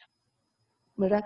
Si mi costo de oportunidad de cerrar ese espacio de evasión mediante un empréstito a condiciones favorables con el Banco Mundial me da además una compensación que en términos monetarios es significativa, entonces ese empréstito no es un problema. O sea, los empréstitos no son un problema porque sean deuda. Aquí el problema es en qué se usa la plata. Y si la plata se va a usar para instalar o enquistar un gasto en el Estado que tenga pues esa condición exponencial y creciente, pues ahí sí tendríamos un problema. Lo que yo no acepto y no recibo es pues esa crítica constante, a veces no bien estructurada, de que cada vez que entra un préstamo para mejorar el perfil de la deuda, uno de ellos generaba en menos de un año un ahorro por cerca de los 30.000 millones de colones en menos de un año, o sea, solo por los meses que quedan aquí para que se acabe el año, y que se diga que eso es un problema y que es más deuda. O sea, ese nivel de desinformación con la gente a mí sí me preocupa e incluso me enoja, porque es parte de la posibilidad de sanear y es uno de los ejes que están menos atendidos en nuestra apuesta por sanear las finanzas públicas, donde nos encontramos muchísimos diputados y diputadas mediante la ley 9635. Por otro lado, también hay que colocar el debate donde está. Lo estructural es amplificado por el tema del COVID. ¿Verdad? Por supuesto, el desempleo en la ruralidad, esa sombra que se ve ahí es mi marido circulando por aquí. El desempleo en la ruralidad, yo siendo de zona rural, pues por supuesto que tengo una preocupación en ese tema y es amplificado dentro de todos los temas que están ahora. Ahora, cuando hablamos de que es que la gente está pasando hambre, también estamos desdibujando los esfuerzos mayúsculos que ha hecho el Estado precisamente en atender que el tema del hambre no sea un problema en este momento, ¿verdad? Y entonces también tenemos que ver cómo lo documentamos. Y voy a mencionar solo 3 acciones. Sí, el bono proteger, pero también la Comisión Nacional de Emergencia a través de las asociaciones de desarrollo en absolutamente todos los territorios de este país con la posibilidad de llevar comestibles a las casas. Identificando desde esas unidades que tienen que ser atendidas además y que tienen que estar tomadas también en participación de personas jóvenes, porque no vemos gente joven participando en las asociaciones de desarrollo, pero teniendo esa capacidad de llegar a las unidades más pequeñas del territorio a través de precisamente esa colocación que hace la Comisión Nacional de Emergencia. Pero por otra parte, mediante la base educativa, ¿verdad? Toda nuestra niñez y nuestra adolescencia que está en edad escolar está teniendo la posibilidad de tener un comestible. Y un comestible que además no está pensado solo para esa persona, para ese niño, sino que tiene la capacidad de alimentar a más personas. ¿verdad? Entonces, esos esfuerzos sí se han estado haciendo. Ahora, que hay un empeoramiento de las condiciones económicas de las familias a raíz de esta situación, eso es innegable. Pero el tema es también cómo acompañamos esas otras afectaciones. Y voy a poner un ejemplo de algo que no ha querido resolver la Asamblea Legislativa, los arrendamientos. Se está pensando más del lado de las personas propietarias y aquí no estoy hablando de la señora que alquila una casita, para esa señora puede haber una medida específica. Estoy hablando de los grandes dueños de los bienes raíces que tienen casas, y no casas, sino casas, apartamentos, centros comerciales, establecimientos comerciales. Está pensándose más en esas personas que en las que están del otro lado de la ecuación, que son las que tienen sobre la palestra la posibilidad de tener cumplido su derecho humano a tener una vivienda o un techo que los proteja en este contexto y que por incapacidad de pago de estos arrendamientos podrían terminar en la calle, ¿verdad? Esos son temas que sí son de la más sensible línea de la discusión sobre la pobreza, la desigualdad y la vulnerabilidad en la que puede caer una persona en este contexto y que no ha sido atendido por la Asamblea Legislativa. Y no porque el PAC no quiera, ¿verdad? Más bien hemos sido pues insistentes en esa necesidad. Otro tema, el colocar el tema de las pensiones alimentarias, perdón, de las personas dependientes de una pensión alimentaria, colocar ese debate desde la persona que no puede pagar la pensión y no de la persona que si deja de recibir eso no come. ¿Verdad? De la persona que si deja de recibir eso sí cae en una situación sumamente grave en lo inmediato. ¿Verdad? Que ha sido un debate muy difícil de retomar y que hemos estado tratando desde la fracción de colocar de que no se puede hablar simplemente de que se dejan de pagar las pensiones y se perdona esa deuda por un tiempo, cuando al otro lado hay un menor o una persona con discapacidad o una persona que sacrificó su posibilidad de desenvolverse en el mercado laboral, que es la realidad de muchas mujeres, por cuidar a la familia, y que se quedó excluida de la actividad económica y que ahora depende pues de ese ingreso. Y sin pensar en esa contraparte o ese espacio donde hay mayor vulnerabilidad, pues se ha tomado ese debate y tenemos pues la oportunidad de reconvertirlo en precisamente que no se puede hablar de eso sin hablar de la persona que queda desatendida del otro lado. Muchas gracias. Un detalle, la deuda en esto que es del presupuesto ordinario es de 4 millones de millones, o sea, son 6 ceros. Así se ocupan muchísimos empréstitos, porque además es importante decirlo, la deuda del país no se paga en un año, ¿verdad? Esto es un tema administrado en el tiempo, en plazos largos, y que además se va haciendo recolocaciones de esa deuda para poder tener una administración en el tiempo, exactamente igual que la gente administra las finanzas en sus casas o deberían administrarlas, y buscando llevar esa deuda a las mejores condiciones y a lo más cercano de poder cumplir con el pago. Tengo dos preguntas más, doña Laura. No hay problema si las atendemos. Sí, claro, adelante. Dale, José. Sigue don Andrés Gutiérrez, que nos pidió hacer la pregunta a él, para ver si puede solicitar el uso del micrófono. Ya lo desbloqueo. Me dice don Andrés, si usted puede. Hola, buenas noches, ¿me escuchan? Sí, señor. hola, buenas noches. Sí, adelante. Ok, buenas noches, doña Laura, y a todos. Muchas gracias por el espacio. La pregunta que yo tengo es que la mayoría de los bancos hicieron ajustes en cuotas de créditos, etcétera, por un tiempo de 3 meses. O sea, casi todos los bancos lo hicieron por un tiempo de 3 meses.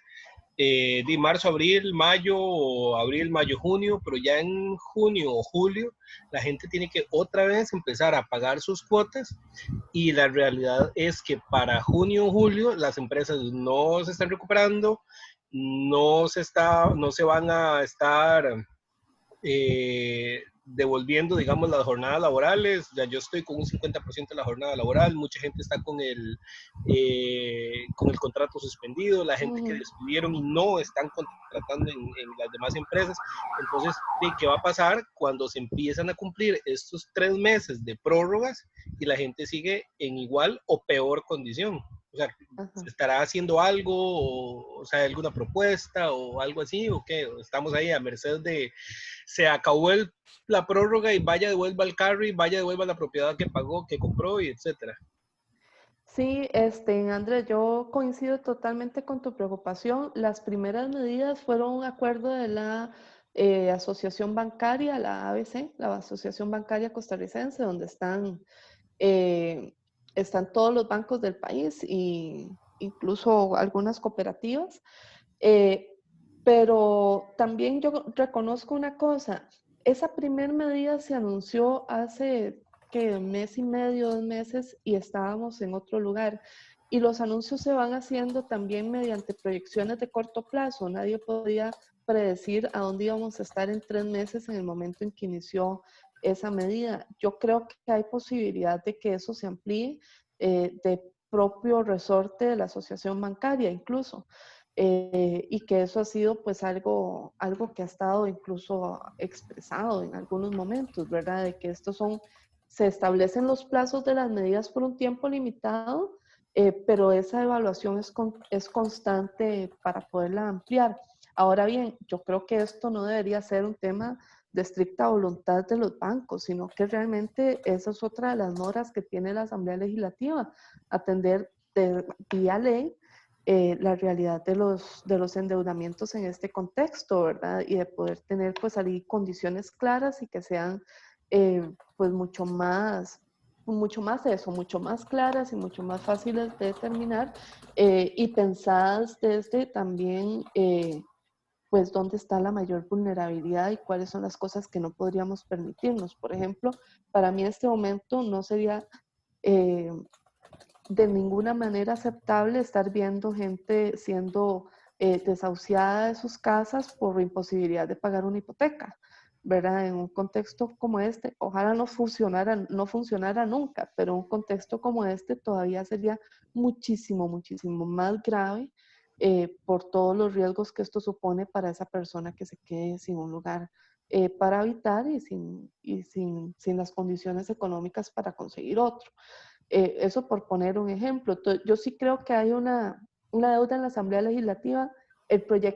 Hay un proyecto avanzando, me parece que es un proyecto limitado en su impacto, pero todavía no nos han circulado el texto definitivo y nos tocará estudiarlo para ver cuáles son los alcances de la propuesta que resultó de una mesa de trabajo donde yo no participé, pero sí participaron personas de mi fracción. Josué, ¿usted quién dice que sigue? Y la siguiente, Muchas gracias también muchísimas gracias. Sí, muchas gracias, Andrés.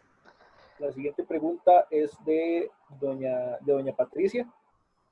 Ya le abro el micrófono, doña Patricia, en un momento. Muchas gracias. Buenas noches, compañeros y compañeras. Laura, qué gusto verla en este Qué foro. gusto verla. Gracias. Igual, un abrazo a todos y todas. Para los que no me conocen, soy Patricia Rodríguez, recientemente electa regidora propietaria en Heredia, Cantón Central, en lo que pueda colaborarles con muchísimo gusto. La moción del tren eléctrico fue presentada por nuestra fracción aquí en la Municipalidad de Heredia y fue votada unánimemente. Y eso nos llenó de mucho orgullo y mucha satisfacción y así lo hicimos saber también a nuestro partido. Nosotros quisiéramos desde la fracción del Partido Acción Ciudadana sacar el máximo provecho al proyecto del tren eléctrico o del tren rápido de pasajeros. Entonces, mi pregunta era, ¿de qué forma poder aprovechar nosotros desde la alcaldía este auge económico que se podría presentar en reactivación económica, en empleo, trabajo, servicios, todo el máximo provecho que le pudiéramos sacar al proyecto del tren eléctrico? Muchas gracias. Muchas gracias, Patricia. Vamos a ver, yo creo que lo principal del tren es que esto no es un proyecto de un partido, ¿verdad? Esto es un proyecto de precisamente una sociedad que necesita transformar la calidad de vida de su gente a través de un modelo de transporte que sea muchísimo más amigable, muchísimo más llevadero, que integre a la ciudad, que permita poderla repensar y planificar en términos de ordenamiento del territorio que sea además compatible con una visión de un país que tiene una bandera de apoyo, de descarbonización y de poder tener pues su riqueza en biodiversidad y además este potencial mediante una apuesta de mitigar el impacto del cambio o mitigar el cambio climático como tal, ¿verdad? Yo creo que esto nos supera como partido, supera a las fracciones en territorio, supera a las fracciones en la Asamblea Legislativa y que parte del éxito es entenderlo precisamente como un proyecto, pensarlo de cómo toca la realidad de cada persona. La realidad, por ejemplo, de las mujeres, que es muy distinta en términos de movilidad y que son personas que, por ejemplo, tienen recorridos más largos antes de llegar a su casa por muchas de las funciones que han tocado asumir dentro de los roles de género pues existentes, ¿verdad? No algo que celebremos, sino algo que reconocemos como una realidad de que las mujeres son las que llevan al chiquito al kinder, pasan al súper, llevan las cosas, llevan al señor al centro de cuidado, ¿verdad? Que terminan asumiendo unos patrones de movilidad muy complejos y que toman 5 buses, un Uber, una caminada bajo la lluvia, que esto se les podría simplificar mediante un sistema de transporte que sea muchísimo más eficiente. El tema de que esto es un modelo que conecta además con una realidad que es para muchos de nosotros pues tan cercana como es el hecho de quienes hemos tenido que emigrar de la periferia a la ciudad, pues para conectar con las posibilidades de estudio y de trabajo, porque la movilidad no nos permite movernos todos los días, ¿verdad? 3 horas, por ejemplo, cuando yo trabajaba en la Sabana, me hubiese durado para ir a Turrialba y 3 horas para regresar.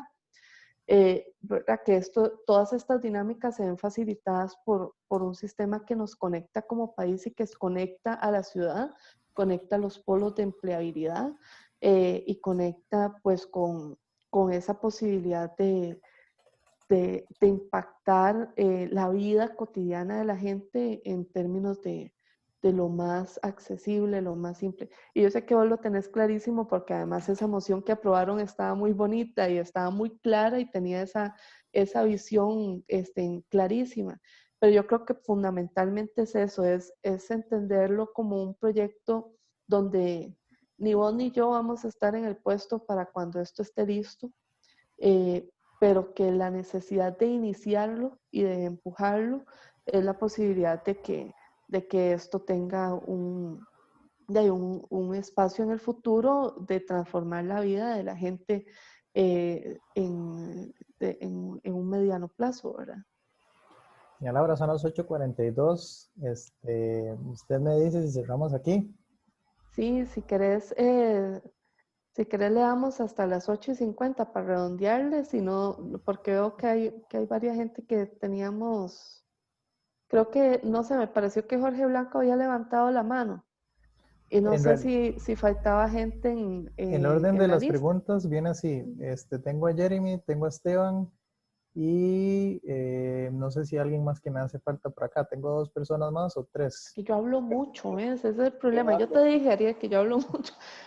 Pero si quieres, hagamos una cosa, hagamos un paquetico de preguntas y hacemos la respuesta en cierre, si les parece. Muy bien. Primero Jeremy.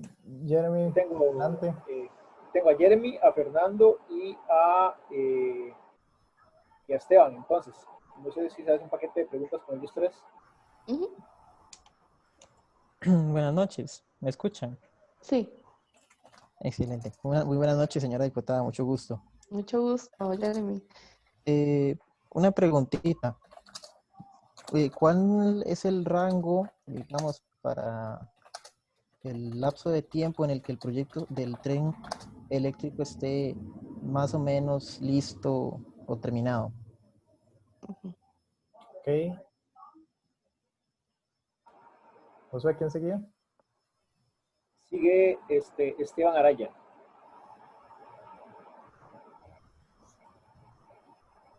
Adelante, Esteban, me dice si puede. Ok, Creo muchas que ya. gracias. Muy buenas noches a todas y a todos. Un saludo especial a la señora diputada doña Laura. La pregunta parte de una preocupación, señora diputada. En estos momentos, en la Asamblea Legislativa, todavía persiste la conceptualización de la educación superior como un gasto, no como una inversión. Si nosotros nos referimos rápidamente a premios Nobel de Economía, yo soy economista, Stiglitz, Schultz, Arrow han indicado que la productividad está directamente relacionada con el factor de aprendizaje, desarrollo de habilidades, competencias, etc. Me preocupa porque vemos un contexto de hace 2 años, en el 2018 hubo un recorte significativo de 10.000 millones de colones al FES, luego en el 2019 una disminución, un recorte de 35.000 millones y se le obligó a las universidades a la inversión en capital.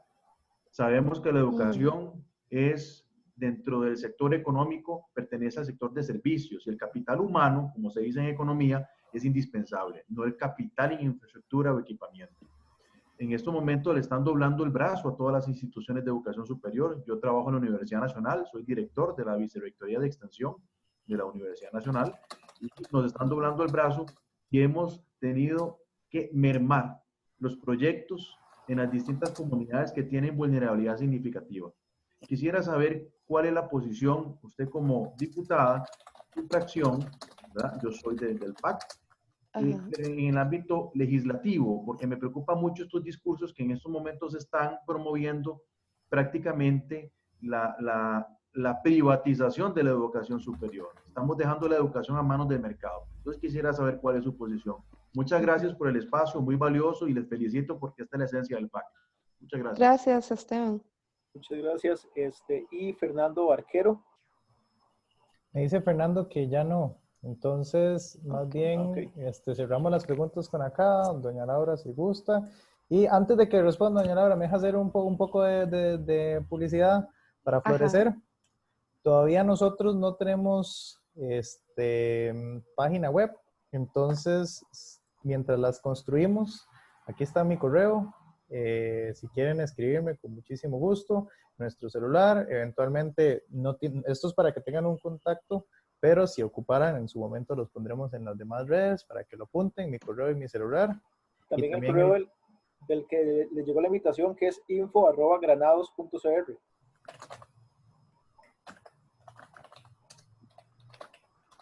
Entonces, así podrían ustedes comunicarse con nosotras y nosotros. Somos más personas. En el futuro esperamos tener probablemente a don Edgar Mora, el exministro de Educación, que nos va a hablar de otro tema. Entonces, Josué es el que les va a estar pasando la invitación, pero quería hacer este espacio de publicidad para que nos estén siguiendo, y con las actividades que tenemos hasta el año, oficialmente las hacemos en vivo, pero COVID nos obliga a hacerlos digital, entonces por dicha, porque así no nos mojamos con la lluvia. Ya le quito la pantalla. Perdón, doña Laura, es que tenía que aprovechar. No, muchas gracias. A Jeremy le quedo debiendo el dato exacto, pero sí le puedo decir que un poco las fases constructivas están pensadas a iniciar 2 años después de iniciado el proceso licitatorio, digamos, aproximadamente. Es decir, que podría estar iniciando fase constructiva propiamente en el 2022. Sin embargo, yo lo que sí le reconozco como mejor fuente de información es la audiencia que va a tener la presidenta ejecutiva de Incofer en los próximos días. Tengo entendido que es el martes, en la Comisión de Infraestructura, que además va a ser totalmente amplia y detallada sobre las estimaciones que tienen en términos de plazos, costos, estudios y demás, y que me parece que va a ser muy enriquecedora. Y perdón por no tener el dato exacto aquí a mano. A don Esteban, a ver, vamos a ver, yo definitivamente como hija de la educación pública veo la educación como una inversión y como una inversión sensible en precisamente generar las herramientas para la movilidad social. Si yo no hubiese obtenido mi beca 10, yo no hubiera podido estudiar. Y si no hubiese sido por la Universidad de Costa Rica, no tendría 2 títulos, 3 títulos.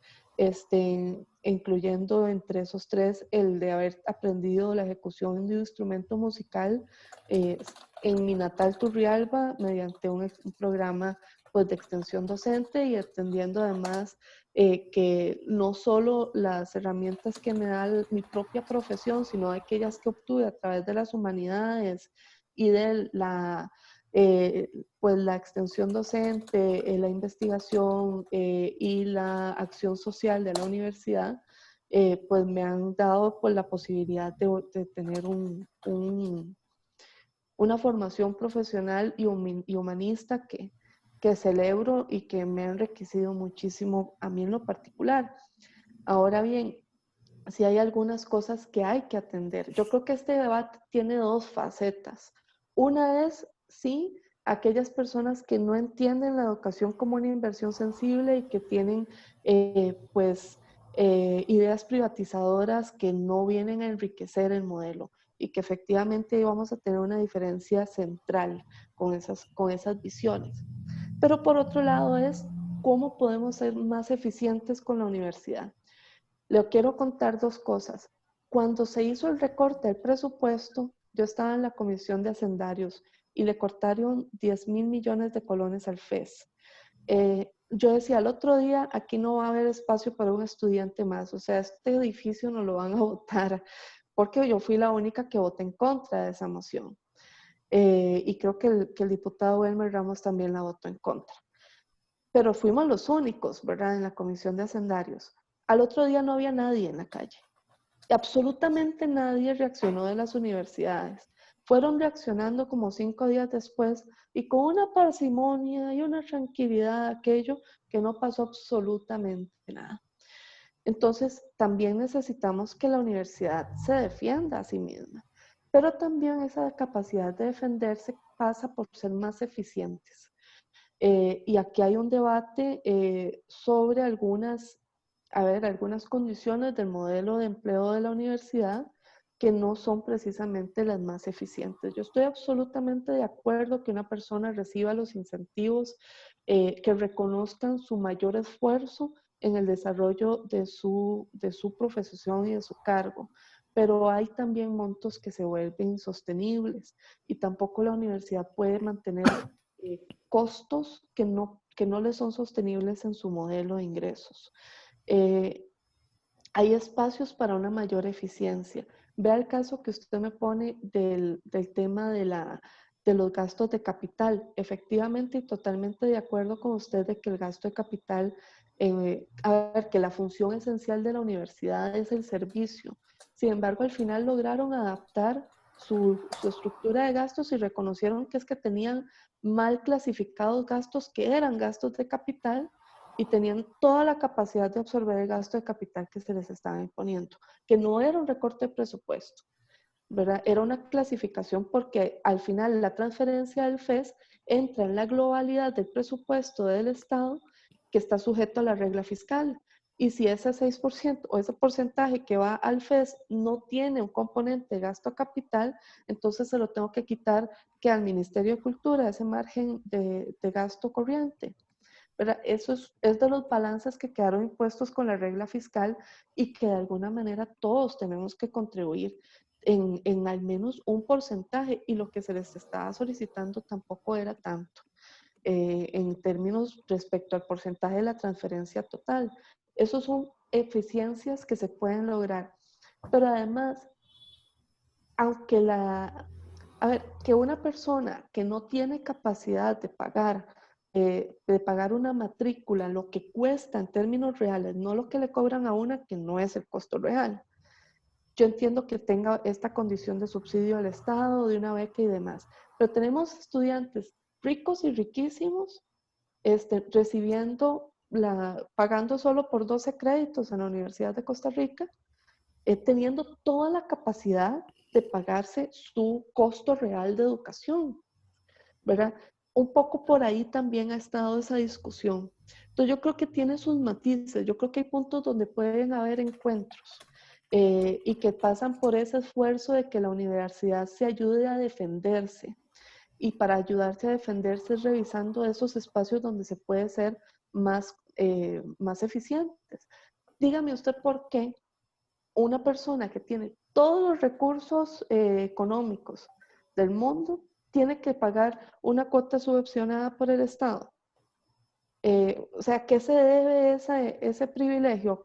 ¿Cuál es la justificación dentro del concepto de universidad que lo sostiene, siendo un estudiante promedio además? Ni siquiera estamos hablando de algún incentivo por excelencia. No, es algo que no... Y ni hablar de la gente que se ha colado en el sistema de becas teniendo las capacidades económicas que tienen, ¿verdad? Entonces, un poco por ahí va ese debate. Yo creo que sí hay que hacer, hay cosas que hay que revisar, pero también creo que hay que mediar en ese debate para que no se lleve a ninguno de los dos extremos, ni dejar las cosas intactas donde estas ineficiencias se mantienen, ni dejar tampoco el espacio para quienes han asumido a las universidades como un enemigo a debilitar o un gasto que no se justifique. Por ahí Muchísimas va un gracias, poco. doña Laura. Muchísimas gracias. Y a todas las personas que hablaron hoy, de verdad les aprecio mucho por estar en este espacio. Espero que se nos puedan unir pronto. Doña Laura, le deseamos la mejor de las suertes. Fuerza, fuerza y mucha más fuerza. Cuídese Sí. mucho la salud y a ustedes también, todas las personas que nos acompañan. Ahí están varias gente saludando. Saluden a doña Laura si quieren, abren las cámaras y nos decimos chao. Dejamos bueno, aquí están los correos en los que nos pueden llamar y contactar. Y bueno, muchas gracias, doña Laura. Feliz fin de Sí, semana. muchas gracias. Yo hablo mucho, entonces ahí me disculpan, pero muchísimas gracias de verdad por el espacio y lo disfruté muchísimo. No, más bien, muchas gracias a usted, doña Laura, por estar tan atenta. Gracias. Muchas Pasen gracias buena a noche. todos. Buenas noches. Yo me quedo al final para que no se sientan que los echo. Entonces, Chao. chao.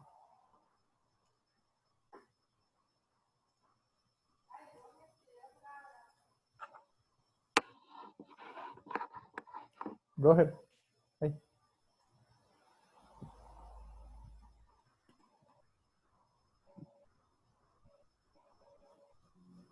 Hasta luego. Chao. Luis Fernando está muy feliz ahí.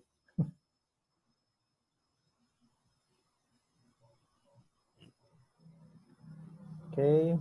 Bueno, ahí cerramos. Hasta luego.